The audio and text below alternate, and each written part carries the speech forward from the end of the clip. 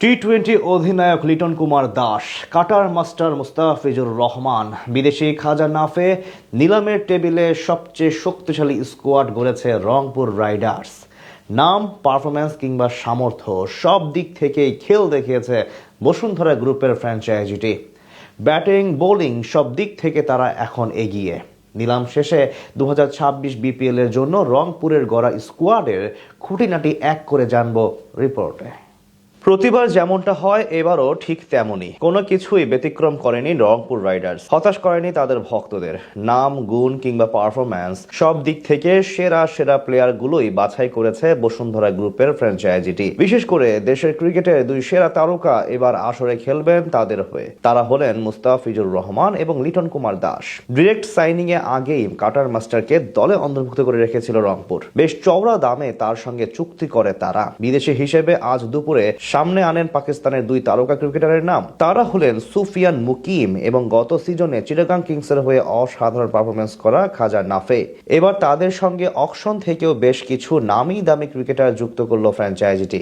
আজ নিলামে দ্বিতীয় ক্রিকেটার হিসেবে নাম উঠে লিটন কুমার দাসের। সেখানে রংপুর রাইডার্স তাদের পছন্দের প্রথম ব্যাটার হিসেবে হাত বাড়ায় তার দিকে। নিলামে তাদের সাথে লড়াই করে সিলেট টাইটান্স। শেষ পর্যন্ত 70 লক্ষ টাকায় টাইগার অধিনায়ককে নেয় রংপুর রাইডার্স। ব্যাটিং অর্ডারের গভীরতা বাড়াতে জাতীয় দলের আরেক ডানহাতি ব্যাটার তাওহিদ হৃদয়কেও পছন্দ করে ফ্র্যাঞ্চাইজিটি। অকশনের দ্বিতীয় সর্বাধিক দামে তাকে স্কোয়াডে যুক্ত করে রংপুর। তার জন্য ব্যয় করতে হয় 92 লক্ষ টাকা। ডানহাতি তাওহিদ হৃদয় এবারই প্রথম রংপুর রাইডার্সের জার্সি গায়ে বিপিএল মাতাবেন। গত সিজনের মতো এবার পেস ইউনিটের বড় নাম স্পিড স্টার নাহিদ রানাকে ধরে রেখেছে উত্তরবঙ্গের প্রতিনিধিরা। জাতীয় দলের এই ফাস্ট বোলারের জন্য এবার তাদের খরচ করতে হয়েছে 56 লাখ টাকা। তার সঙ্গে নিলামের প্রথম ধাপে আরো দুই পেসার যুক্ত করে ফ্র্যাঞ্চাইজিটি। তারা হলেন অভিজ্ঞ কামরুল ইসলাম রাব্বি এবং বাহাতি মৃত্যুঞ্জয় চৌধুরী। স্পিন বিভাগে গ্লোবাল সুপার লিগের মতো এইবারও আস্থা রেখেছে রাকিবুল হাসানের ওপর। 42 লক্ষ টাকা দিয়ে তাকে নিয়েছে রংপুর। রাকিবুলের সাথে প্রথম ধাপে টেস্ট দলের নাইম হাসানকেও নেয় তারা।